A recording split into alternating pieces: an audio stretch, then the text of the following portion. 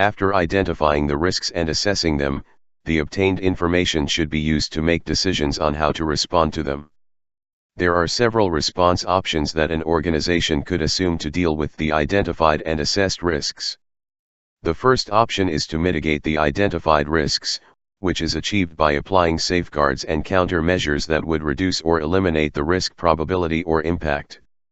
When choosing which controls and countermeasures to use, the best applicable, cost-effective, and efficient ones should be selected.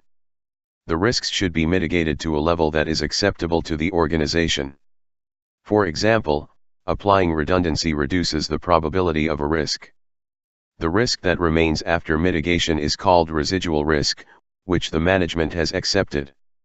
Risk avoidance is another option to deal with risks, where the cause of the risk is eliminated.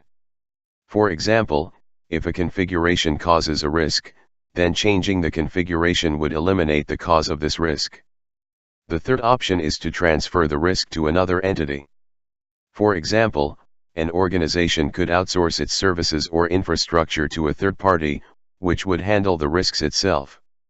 The fourth option is to accept the risk, where the management would decide that applying a countermeasure would incur more cost than benefit. For example, this option could be viable when the countermeasure would cost more than the asset itself. If this option is taken, the management has to accept all the consequences if the risk is realized. The last option that could be taken is to simply ignore the risk or reject that it even exists, or that it would actually happen.